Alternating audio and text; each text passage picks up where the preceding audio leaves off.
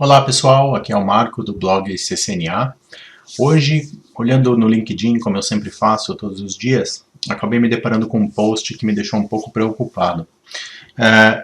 Alguém descobriu uma vulnerabilidade no Eve que explora basicamente as configurações básicas do Guacamole. Eu falei do Guacamole com vocês em um post anterior, vou até colocar o link aqui para vocês, nesse post que eu estou fazendo agora, mas foi falado, né, do Guacamole, ensinei vocês inclusive como que instala, como que usa. É um HTML5, né, broker para você fazer o acesso remoto a qualquer tipo de máquina que suporte SSH, RDP ou VNC. Enfim, é uma ferramenta bastante interessante, muito útil, mas tem que ser propriamente configurada e fechar, por exemplo, as portas, né, para evitar que alguém tenha acesso a ela e consiga então acessar qualquer máquina dentro da sua rede. O problema do Eve é que quando eles embutiram o Guacamole na ferramenta, né, que é exatamente a parte do HTML5 que vocês usam para fazer o acesso nativo via browser aos elementos do ambiente que vocês criaram. Eu vou mostrar isso para vocês daqui a pouco. E, enfim, isso é muito bem-vindo, obviamente, eu uso demais isso. Mas, se vocês estão usando o Eve e o Eve está exposto, né, está com endereço público, por exemplo, e alguém pode acessar diretamente o seu Eve, isso gera um problema de segurança muito sério, porque os desenvolvedores do Eve eles deixaram algumas configurações do Guacamole padrão, inclusive o acesso administrativo à ferramenta, o que é uma falha gigantesca, realmente inacreditável que eles não pensaram nisso, mas faz parte, eu acho, né? Qualquer ferramenta está eventualmente sujeita a bugs e a vulnerabilidades, e a equipe do Eve a gente sabe que não é uma equipe muito grande, então vamos dar esse desconto para eles. Agora, eles têm que publicar um passo a passo de como corrigir isso, enquanto eles não lançam a versão que vai trazer os patches de correção. Eu sei que a maioria das pessoas que usam o Eve não adota, né, a prática de expor o Eve ao mundo público, mas existem muitas instituições e pessoas que usam ele com essa intenção. Exemplos, por exemplo, seriam instituições de ensino, né, que precisam que os alunos, por exemplo, acessem um laboratório remotamente, esse tipo de coisa.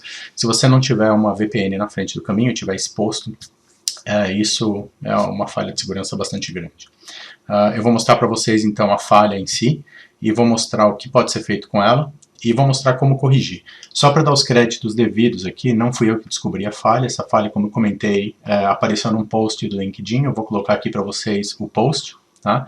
Então, deixa eu só fazer caber na tela aqui. Então, esse aqui é o post basicamente que eu vi, é desse indivíduo aqui, o Hitesh, não sei pronunciar esse outro nome aqui, mas enfim, ele foi quem publicou a vulnerabilidade. Esse cara é o cara que está no time do pessoal que faz aquela ferramenta que é um chupin do Eve, né? Então o Pinet Lab é um Eve pirateado, vamos dizer assim, se é que a gente pode falar isso, sei lá. Não quero me envolver nessa discussão, mas obviamente que é a intenção deles manchar a imagem do Eve, e ele colocou isso e aparece no meu feed, porque alguém curtiu. Vocês podem ver que eu nem estou conectado a esse indivíduo, mas alguém curtiu ou comentou e apareceu no meu feed, e eu comecei a assistir o vídeo aqui, né? Então, eu li aqui Eve NG Backdoor, obviamente fiquei interessado, fui lá, comecei a ler. Aqui tem então as instruções de como corrigir o problema, e ele também faz uma pequena demo do problema em si. Eu testei no meu laboratório, realmente o problema existe, ele está lá, mesmo na última versão do Eve.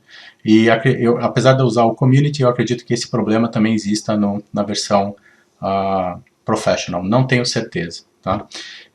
Mas é bom testar. Se vocês têm o Eve, se vocês estão usando ele, especialmente se vocês estão expondo o Eve a um IP público, eu acho que é uma boa ideia vocês testarem e corrigirem. E mesmo se não estiver expondo o Eve publicamente, eu acho que é interessante vocês corrigirem o problema mesmo assim. Tá? Não deixa isso aberto, porque não é uma boa ideia. Então eu vou mostrar para vocês o problema. Então eu vou logar aqui, eu tenho uma máquina virtual rodando Eve só para fazer esse teste, né? Então eu vou mostrar aqui para vocês, vou logar usando o meu login aqui. Deixa eu só sair aqui porque eu entrei no console nativo, né? Eu quero mostrar para vocês exatamente o console HTML5. Então, HTML5 console, e agora eu estou no console nativo, né? Então fiz uma pequena rede aqui onde tem um roteador conectado a um switch, conectado aqui à minha rede doméstica, né? Então essa nuvenzinha aqui representa a minha rede interna aqui de casa. Ou seja, tem acesso a todos os elementos internos aqui que eu tenho, inclusive meu computador local, meus servidores que estão na garagem, enfim, tudo pode ser acessado via essa conexão que está feita aí. Para acessar o dispositivo, no modo HTML5, você apenas clica no dispositivo e ele abre então a conexão usando o próprio browser. Você não precisa instalar nenhum aplicativo como PuTTY ou nada assim, você consegue fazer o acesso direto, o que é muito conveniente. Isso é o Guacamole, tá? Bom, meu lab aqui está acesso, tá funcionando, tudo bonitinho. E aí o que eu vou fazer? Eu vou abrir um outro navegador aqui, vamos pegar o Firefox, deixa eu expandir um pouco aqui. E aqui no Firefox, o que eu vou fazer? Em vez de acessar o Weave, né, como eu estava acessando antes, eu vou fazer o acesso direto à interface do Guacamole. E como que você faz isso? Você simplesmente informa aqui o path, né, o caminho que você quer usar para chegar no Guacamole, que é esse /HTML5 /hashtag. Né? Então se você fizer isso e der Enter, entra a tela de login direta do Guacamole. Isso não é a tela de login do Weave, é a tela do Guacamole, da ferramenta HTML5 para fazer a conexão com os dispositivos. Nessa tela, a falha acontece aqui, né? Os desenvolvedores do Weave mantiveram os logins padrão do administrador do Guacamole, e além disso eu tenho um outro usuário que também tem acesso, que é o usuário UNL. Né? Então, aliás, o acesso ao usuário administrativo. Então, se você entrar como admin e a senha UNL e der Enter, você tem acesso, então, à interface do Guacamole aqui como usuário, não como administrador, apesar do usuário chamar administrador. Se você for em Settings aqui, você não tem as opções de administrador, mas você consegue ver as conexões, inclusive acessar os elementos. Se você clicar neles, você tem acesso, inclusive, a mudar configurações deles. Né? Se eu vier para Home aqui e clicar no elemento, eu tenho acesso ao elemento em si. Então isso por si só já é ruim, porque permite que alguém de fora, sem autorização, consiga então ter acesso aos elementos do seu laboratório, que pode não ser tão ruim se seu laboratório não tiver nenhuma conexão interna, como eu fiz no meu caso. Né? Mas no meu caso é ruim porque eu tenho uma conexão ali naquela nuvem, né, que representa a conexão interna que eu tenho aqui em casa. Então, uma vez que qualquer pessoa de fora consiga ter acesso a um desses elementos, eles em teoria têm conexão a qualquer elemento dentro da minha rede interna. Né? Então isso obviamente não é uma coisa boa. Mas o problema não para aqui. Né? Esse é um usuário, o admin, mas tem um outro usuário que é mais sério. Então deixa eu... Esse aqui é o Chrome, né? Eu fechei aqui o Firefox, deixa eu abrir outra seção. O outro usuário que é o mais complicado é o usuário default do Guacamole. Guac admin com a senha igual. Esse usuário é um super usuário dentro do Guacamole, né? E ele consegue então, se eu entrar em Settings aqui, ele tem acesso a tudo, inclusive os usuários, consegue ver todos os usuários que estão cadastrados no Guacamole, isso feito via a interface do Weave mesmo, né? Conforme você vai criando seus labs e usuários, vão aparecer aí. E consegue ver as conexões que existem, inclusive criar conexões novas. Né? Então deixa eu pegar essa Rogue One aqui, que é uma conexão que eu fiz de teste, né? Que aponta exatamente para o endereço IP do meu laboratório. Né? Então 172.16.255.92 é o IP que eu estou usando aqui. Obviamente, se fosse um IP público, poderia jogar o IP público aí, funcionaria teoricamente do mesmo jeito. Tá? Enfim, fiz o teste aqui, né? Então coloquei o endereço com a porta SSH. Isso aqui ele está trazendo automaticamente do navegador mesmo. Né? Vou fechar as credenciais aqui, só vou deixar a conexão pronta. E vou dar um save. E aí vou para o Home, clico nessa conexão que eu acabei de criar, e ele me dá o prompt de login do próprio Weave, aqui no caso. Se eu, obviamente, coloquei uma senha fraca, vamos supor que eu mantive a senha, sei lá, root Weave ou os defaults lá do Weave, que acho que é root, né? No meu caso aqui é, porque eu não mudei, né? E eu tenho então acesso ao Weave que está aqui na minha casa, a máquina virtual do Weave que está rodando. Né? Daqui, desse ponto, eu tenho acesso a toda a rede da minha casa. Então qualquer IP que eu pingar aqui, provavelmente eu vou conseguir ter acesso. Então deixa eu lembrar um aqui.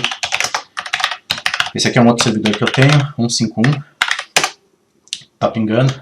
Né? Então qualquer elemento aqui da minha casa agora está aberto, né? E o usuário, como isso é um Linux, uma máquina Linux, quem quer que tenha acesso a essa máquina virtual pode instalar ferramentas, por exemplo, como ferramentas do Kali Linux e fazer alguma sondagem aqui para descobrir quais elementos de rede que eu tenho, né, os endereços IPs, portas, etc.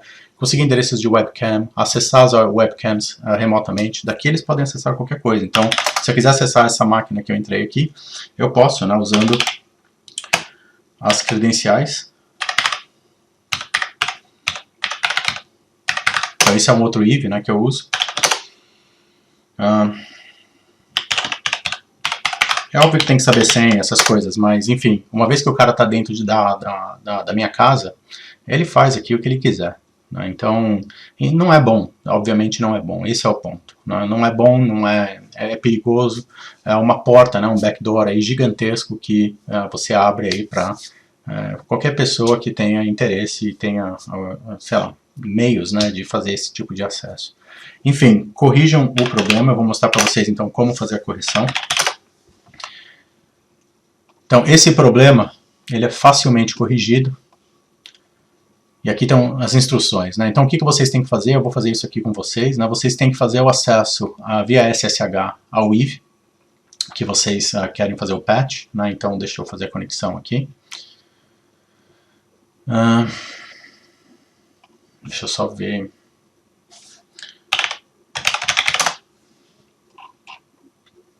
Se esse aqui é o certo, esse aqui é o meu próprio IP.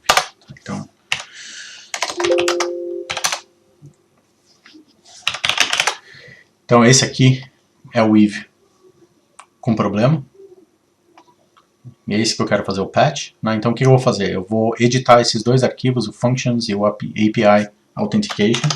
Então copio aqui o link, eu vou colocar isso também no post. Né? Eu vou usar o VI, mas vocês podem usar o que vocês quiserem. Obviamente não precisa ser o VI, tá? Então, não copiou aqui. Então esse é o arquivo. O que vocês vão fazer aqui nesse arquivo? Vocês vão procurar por ocorrências UNL que lembrem senhas. Né? Então qualquer coisa que pareça com senha UNL vocês têm que trocar. Então no VI vocês vão dar o search usando barra e o padrão que vocês querem procurar. E ele vai trazer para vocês todas as ocorrências da palavra UNL. Obviamente vai ter um monte aí que não interessa pra gente. Essa primeira, por exemplo, não interessa. Vai dando N, né, para ir para o próximo. N, N, N, até aparecer um que pareça uma senha, como esse daí. Esse daí é uma senha, né, então eu vou fazer a alteração aqui e mudar para senha forte. Né, qualquer senha que vocês queiram, que não seja, obviamente, essa que está ali. Então, continua, essa é uma outra, tá vendo? Essa é uma senha também. Continua, acabou, só tinham essas duas ocorrências. Salva o arquivo e faz a mesma coisa com o API Authentication. A mesma coisa aqui. Então, procura também por UNL. Aí uma senha. Troca. Tenham cuidado de trocar apenas as ocorrências de senha mesmo, tá? Se vocês trocarem todas as palavras UNL que aparecem no arquivo, vocês vão quebrar o IV eventualmente. Então tem que ser apenas as senhas. Nesse caso só tem uma ocorrência, salva e acabou. Então os dois arquivos estão patched agora. Então isso resolve o problema daquele user admin UNL. Né? Então isso daí resolve aquele problema. Agora do outro, do guacadmin, esse é um pouco mais complicado, né? Não dá para fazer via edição de arquivos, tem que fazer uma edição direto no banco de dados. Né? Então vocês vão ter que usar esse comando aqui. Ele basicamente elimina então aquele usuário. Né? Então dá o comando e o usuário foi extinto. Né? Então agora ele já até quebrou aqui, né? Deu um problema. Né? Então o que você vai fazer? Sai fora do IV, faz o login novamente, se for o caso. Né? Então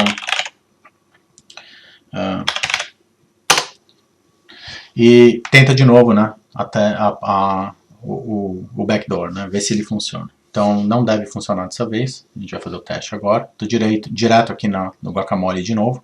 Né? Vamos fazer o teste primeiro com o admin UNL. Não deve funcionar. Pronto, está me dando invalid login. E vamos tentar com o guacadmin.